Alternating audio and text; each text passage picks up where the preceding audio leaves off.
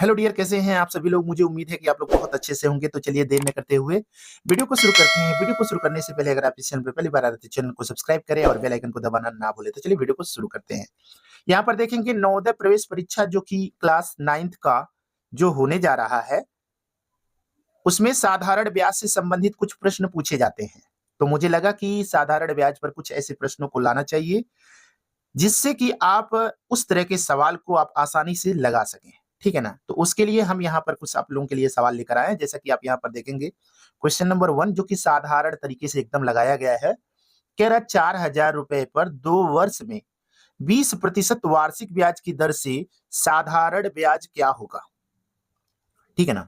तो साधारण ब्याज आपसे पूछ रहा है। तो साधारण ब्याज बराबर क्या होता है? एसआई बराबर, यानी कि सिंपल इंटरेस्ट बराबर क्या होता है? पी आर टी बाई कितना हो जाता है? 100। ठीक है ना? तो यही सूत्र आप लगाएंगे और इससे आसानी से आप सवाल को सॉल्व कर लेंगे। फिलहाल यहां पर अब पी के रूप में क्या है? पी मतलब आप जो पैसा जमा कर रहे हैं, आर का मतलब कितना प्रतिशत आपको दिया जा रहा है, और टी का मतलब कितना टाइम है, यानी कि टाइम का मतलब यहाँ पर कितना वर्ष है। ठीक है ना? तो अगर हम इस वैल्यू को, सारे वैल्यूओं को अगर हम यहाँ पर 4,000 गुणे 2 और गुणे क्या कर ले 20, और इसको भाग दे दें कितने से? 100 से भाग दे दें। ठीक है ना? क्योंकि पी आर टी बाई 100 होता है, तो ये एक जीरो से, ये 2 जीरो से 2 जीरो हम क्या कर लेते हैं? इसमें से और इसमें से खत्म कर लेते हैं। तो ये आपका हो जाएगा 2 दूना 4 और 4 चौका कितना हो जाएगा? 16, और डबल जीरो और है तो डबल जीरो और बढ़ा लीजिए, तो कितना आ गया आपका? 1600। ठीक है ना? तो कौन सा ऑप्शन राइट होगा हमारा? ये वाला ऑप्शन राइट होगा। ठीक है ना? इसी तरह से आप देखेंगे प्रश्न नंबर 2 कह रहा है यदि 2500 का 8% वार्षिक दर से साधारण ब्याज पर निवेश किया जाए तो वह कितने वर्ष में, कितने वर्ष में, मतलब ये समय पूछ रहा है, कितने वर्ष में 3300 रुपया हो जाएगा? मतलब जो 2500 रुपया आप जमा किए हैं वो जो है आपका कितना हो जाएगा? 3300 हो जाएगा। कितने वर्ष में हो रहा है? ठीक है ना? तो इसका मतलब ये हो गया कि पहले से ही ये मिश्र धन दे दिया है। मतलब मिश्र धन का मतलब होता है कि इसमें आपका ब्याज भी शामिल है। तो हम ऐसा कर लेते हैं, 2500 इसमें से घटा लेते हैं। उससे फायदा क्या होगा? हमें पता चल जाएगा हमारा ब्याज कितना होगा। तो इससे एक उधार लेगा 13, 13 में से 5 गया 8। इससे पता क्या चला? इससे पता चल गया कि ब्याज कितना हो रहा है? ब्याज 800 रुपया लग रहा है। ठीक है ना? तो हम क्या कर लेंगे यहाँ पर? 800 बराबर, क्योंकि एसआई बराबर सिंपल इंटरेस्ट पहले से ही दे दिया है, पी आर टी, पी की जगह कितना है? 2500 है। आर बराबर कितना है? 8 है। भाई समय पूछ रहा है आपसे, डबल यहाँ पर जीरो कर लीजिए। ठीक है ना? तो अब आप ऐसा करिए, 25 एक कम 25 और 25 चौक का 100 हो जाएगा। ठीक है ना? तो 25 एक कम 25, तो ये डबल जीरो बचा जो है, इस डबल जीरो से ये वाले डबल जीरो को खत्म कर दीजिए, और ये 8 से इस 8 को खत्म कर दीजिए। क्या बच रहा है आपका? यहाँ पर बच रहा है 4, और 4 को क्रॉस करेंगे तो हमारा क्या आ जाएगा? 4 बराबर यहाँ पे टी आ जाएगा। इससे पता क्या चला कि जो है कितने वर्ष में हो रहा है भाई? 4 वर्ष में। ये ही हमारा आंसर होगा। ठीक है ना? अब अगर मान लेते हैं जो है, अगर ये यहाँ से ऐसे नहीं काटते, तो अब आप अगर इसको दूसरी तरह से काटने की अगर कोशिश करते हैं, जैसे कि यहाँ पर कुछ लोगों को लग रहा होगा थोड़ा-सा कन्फ्यूजन, ठीक है ना? तो हम इसमें आप लोगों को करके बता रहे हैं यहाँ पर, ठीक है ना? कि 800 रुपया है, 2500 ये है, गुणे 8 है, और ये आपका टी है, और बटा में आपका 100 हो जाएगा। तो भाई 2 जीरो से 2 जीरो खत्म कर दीजिए। ठीक है ना? तो 8 से ये 8 अगर आप खत्म कर देंगे तो यहाँ बच जाएगा 100, 25 से कम 25, 25 चौका 100, तो भी आपका कितना आ जाएगा? टी बराबर 4 वर्ष। ठीक है ना? तो आप चाहे जैसे लगाएंगे आपका आंसर उतना ही आने वाला है। ठीक है ना? प्रश्न नंबर आप तीसरा देखिए ध्यान से। कह रहा है साधारण ब्याज की वह दर ज्ञात कीजिए जिस पर कोई धन यानी कि तो कोई धनराशि 8 वर्ष में 5 गुना हो जाता है। ठीक है ना? तो 8 वर्ष में 5 गुना का मतलब क्या है? ठीक है ना? 5 गुना का मतलब ये, जैसे मान लेते हैं कि अगर हम 100 रुपया जमा कर रहे हैं, तो जो है 8 वर्ष में मेरा कितना हो जाएगा? 5 गुना का मतलब ये हो जाएगा, अगर इसमें 5 का गुणा कर लो तो कितना हो जाएगा? 500 हो जाएगा। होगा कि नहीं होगा? इससे ये पता चला इससे ये पता चला कि 5 गुना होने का मतलब ये 500 हो रहा है, यानी कि इसमें से ब्याज हमारा कितना होगा? ब्याज हमारा 400 ब्याज होगा, और प्लस 100 रुपया इसमें हमारा मूलधन होगा। ठीक है ना? तो इस तरह के सवाल को हम कैसे लगाएंगे? मान लेते हैं कि हमारा वो जो धन था, क्या था? वह धनराशि पी था। कितना था, P था।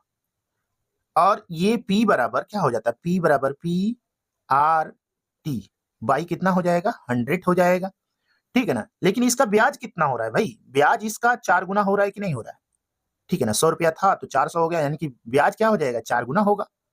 5 गुना का मतलब 4 गुना तो उसका ब्याज होगा। तो अब यहां पर आप देखिए ध्यान से कि ये P से P अगर समाप्त कर दें, P से P अगर हम आप समाप्त कर दें तो यहां बच गया है कितना, 4 बच गया है। अब यहां पर ध्यान से देखिए कि कह रहा है साधारण ब्याज की वह दर ज्ञात करो जिस पर कोई धनराशि 8 वर्ष में, कितने वर्ष में, 8 वर्ष में, तो 4 बराबर R तो पता करना है, और T बराबर कितना है, 8 है। अब बटा में क्या है, यहां पर आपका 100 है, ठीक है ना। तो 4 एक कम 4, 4 दूना 8, 2 एक कम 2, 50 दूना 100, ठीक है ना। तो यही 50 ऊपर जब जाएगा तो R बराबर कितना मिल जाएगा आपको, यहाँ पर मिल जाएगा 50%। कितना मिल जाएगा, 50%। तो आपका आंसर ये 50% होगा। लेकिन इसके लिए मैं एक सूत्र और बताने की कोशिश करूंगा जो कि काफी शॉर्टकट है, आसानी से उस सवाल को आप लगा पाएंगे। कैसे लगाएंगे, जैसे मान लेते हैं ये सवाल अगर आपको मिल जाए ऐसे, तो कैसे लगाएंगे इसको। तो चाहे आपको दर पता करना हो या समय पता करना हो, ठीक है ना, दोनों के लिए नियम क्या है, गुना -1 गुणे 100 और बटा में, अगर मान लेते दर पता कर रहे हैं तो समय से भाग दे दीजिए, समय, और अगर समय पता करने जा रहे हैं तो दर से भाग दे दीजिए। तो इससे क्या होगा, आसानी से आपका आंसर आ जाएगा। तो क्या कह रहा है कि कोई धनराशि कितने वर्ष में, भाई हमें दर पता करना है, मान लेते हैं तो गुना, 5 गुना हो रहा है, तो 5 गुना का मतलब ये हो गया 4 गुणे 100, कितने समय में हो रहा है भाई, 8 वर्ष में हो रहा है। तो अब आप देखिए 4 एक कम 4, 4 दूना 8, 2 एक कम 2, 50 आ गया ना, 50%। देखिए आसानी से लग गया एकदम, ठीक है ना। तो क्या करना है, अब देख लीजिए क्या करना है, जितना गुना कहेगा उसका आप एक कम करके गुणा 100 कर लीजिए और भाग दे दीजिए समय से, तो आपका आंसर तुरंत आ जाएगा। इसी तरह का सेम सवाल आपको प्रैक्टिस करने के लिए यहाँ पर देखिए दिया गया है। कह रहा है एक बैंक एक निवेशक को साधारण ब्याज की दर पर 5 वर्षों में मूल निवेश की दुगनी हो जाती है। तो भैया दुगनी हो रही है तो मतलब दुगना में से, यानी कि 2 गुना में से एक निकाल लो, गुणे 100 कर लो, और बटा में क्या कर लो, समय से भाग दे दो, 5 से भाग दे दो। तो 5 एक कम 5, और यहाँ पे 5 दूना 10, तो ये हो गया 20, और इसमें से घटा लोगे तो आपको वही आंसर मिलने वाला है। तो आपका क्या आंसर हो जाएगा, 20%। देखिए आपका आंसर आ गया यहाँ पर 20%। आगे बढ़ते हैं इसी क्रम में, देखेंगे साधारण ब्याज की किस दर से कोई धनराशि 15 वर्ष में 4 गुना हो जाता है। तो भाई क्या करना है, तुरंत आप देखिए ध्यान से, 4 गुना कह रहा है ना, तो यानी कि 3 गुणे 100 और बटा में क्या कर लेना है, 15 से भाग देना है, वही हो गया ना, गुना -1, यानी कि गुना, 4 गुना कह रहा है तो गुना में से घटा लो, 3 हो जाएगा गुणे 100 और बटा में समय से भाग दे दीजिए। तो 3 एक कम 3, 3 पचे 15, 5 हो गया, 5 एक कम 5, 5 दूना 10, 2, तो क्या आ गया 20%। आपका कौन सा ऑप्शन राइट होगा, ये वाला सी वाला ऑप्शन राइट होगा। देखिए बहुत आसानी से हम लोग यहाँ पे सवाल को लगा रहे हैं। इसी तरह का आपका 3 सवाल दिया गया था, ये वाला, ये वाला और ये वाला। देखिए तीनों एक ही पैटर्न के आधारित था, आप इसको बहुत आसानी से ऐसे लगा सकते हैं, इसमें ज्यादा आपको टाइम देने की जरूरत नहीं है, बहुत आसानी से आप इसको लगा पाएंगे, ठीक है ना। तो ऐसे सवाल अगर आपको मिलते हैं तो ये ट्रिक लगाएंगे तो आसानी से लग जाएगा। चलिए आगे बढ़ते हैं, यहाँ पर कुछ सवाल और भी लाए हैं। जैसा कि हमने आपसे बताया था कि मैं आपको यहाँ पर 10 क्वेश्चन लेकर आया हूँ, और 10 क्वेश्चन से आप लोगों को कुछ ना कुछ इसमें से सीखेंगे और आसानी से अपने एग्जाम को आसान करेंगे, ठीक है ना। प्रश्न नंबर 6वां देखिए, कह रहा किसी धनराशि पर ब्याज की एक वार्षिक दर से साधारण ब्याज मूलधन का 16% है। दर प्रतिशत एवं समय दर्शाने वाले संख्या का संख्यात्मक मान समान है। दर ब्याज की दर प्रति वर्ष होगा, ठीक है ना। तो ये क्वेश्चन देखते ही दिमाग तो एकदम खराब हो जाएगा। कैसे दिमाग खराब होगा भाई, यहाँ पे आपसे कह रहा है कि वही दर आपको बताना है, जो दर बताना है, दर और समय का मान एक जैसा है। अगर कह रहा है यहाँ पर 5% कह रहा है तो यानी कि 5 साल की बात कर रहा है, 6% कह रहा है तो 6 साल की बात कर रहा है, 7% कह रहा है तो 7 साल का बात कर रहा है, ठीक है ना। तो हम आपको यहाँ पर 2 तरीके से इस सवाल को बताने की कोशिश करेंगे, ठीक है। एक तो आपको जो है लंबा चौड़ा जो तरीका होता है मैं उससे बताऊंगा, ताकि जो है आपके दिमाग में जो कंफ्यूजन है वो दूर हो जाए। इसको लगाते ही आप जो है चुटकी बजाते ही सवाल लगा लेंगे। कैसे लगा लेंगे, ये देखिए, ये आपका 16 है, और 16 का आप क्या कर लीजिए, स्क्वायर रूट निकाल लीजिए, ठीक है ना। तो 16 का क्या होता है, 4 होता है, 4 चौका 16, तो आपका डायरेक्ट यहाँ पे आंसर नजर आ रहा है, ठीक है ना। तो डायरेक्ट ये आपका आंसर है, लेकिन जो है आपको यहाँ पर मैं इसको प्रैक्टिकली करके बता दूं कैसे ये हो रहा है, ठीक है ना। मान लेते हैं मूलधन आपका कितना था, 100 रुपया था। कितना रुपया था भाई, 100 रुपया आप जमा कर रहे हैं। तो 100 रुपए का आप अगर मान लेते हैं 100 रुपए का 16% अगर हम ब्याज निकालते हैं तो कितना होगा भाई, 16 रुपया होगा कि नहीं होगा, ठीक है ना। 100 रुपए का 16% 16 रुपया होगा। तो अब आप बताइए कि एसआई बराबर यानी कि सिंपल इंटरेस्ट बराबर होता है पीआरटी बाई 100। तो इससे ये पता चला कि जो है अगर हम 16 यहाँ पर रखते हैं और पी के जगह पे कितना रखते हैं भाई, पी के जगह पे 100 रुपया रखते हैं, आर बराबर कितना है, देखिए दर और ये दोनों चीजें बराबर है, दोनों चीजें बराबर हैं। तो दोनों चीजें जब बराबर हैं तो इसको हम x इंटू एक्स मान ले। अब बटा में क्या कर लें, 100 कर लें। तो देखिए यहाँ पे 100 से 100 समाप्त हो जा रहा है कि नहीं हो जा रहा है। तो यहाँ पे क्या बच रहा है, एक्स स्क्वायर बच रहा है। क्या, 16 बराबर एक्स स्क्वायर बच रहा है और एक्स स्क्वायर हटाएंगे तो ये अंडर रूट में 16 हो जाएगा। तो और 16 का मतलब 4 हो जाएगा, यानी कि एक्स का मान कितना आ गया, 4 आ गया, ठीक है ना। तो बहुत आसानी से ये भी आया है, लेकिन ये बहुत लंबा चौड़ा तरीका है, लेंदी तरीका है। तो आप क्या करेंगे, अगर आपको 16 यहाँ पे नजर आ गया तो 16 को अंडर रूट में समझिए और इसका जो मान निकल कर आएगा वो 4 आपका आंसर होगा, ठीक है ना। अब बताइए, ये सवाल सेम टू सेम वही सवाल दिए हैं, बस नंबर को हम चेंज किए हैं ताकि जो है आपको आसानी से चीज समझ में आए, ठीक है ना, कि ये कैसे लगेगा। तो बताइए इसका आंसर यही है कि नहीं है, क्योंकि अंडर रूट में क्या होगा, 25 होगा और 25 का क्या होता है, 5 होता है। तो हमारा ये तुरंत आंसर होगा कि नहीं होगा, ये हो जाएगा ना, ठीक है। आगे बढ़ते हैं, प्रश्न नंबर यहाँ पर देखेंगे 8वां प्रश्न नंबर 8वें में आप देख पा रहे होंगे, कह रहा है 500 का 4 वर्ष का 6.25% वार्षिक दर से साधारण ब्याज 400 की 5% दर से किसी धनराशि की साधारण ब्याज बराबर है, तो वह समयावधि क्या होगी, ठीक है ना। तो ये थोड़ा सा कंफ्यूज करने वाला सवाल है, लेकिन घबराने की जरूरत नहीं है। बस आपसे क्या कह रहा है, 500 रुपया जो है हम जमा करते हैं 4 साल के लिए, ठीक है ना, जो कि हमें ब्याज कितना मिलता है, 6.25। और इसका जो ब्याज निकल कर आता है कहीं ना कहीं, ये 400 रुपये जो जमा कर रहे हैं 5% वार्षिक ब्याज की दर से, पता नहीं कितने समय के लिए जमा करते हैं, लेकिन दोनों का ब्याज क्या है, बराबर है। तो भाई जब दोनों का ब्याज बराबर है तो इसका मतलब हो जाएगा, एक सूत्र आप समझ लीजिए, क्या, P1 R1 T1 बराबर P2 R2 और T2। इसमें वैल्यू को रखिए और आसानी से आपका आंसर आ जाएगा।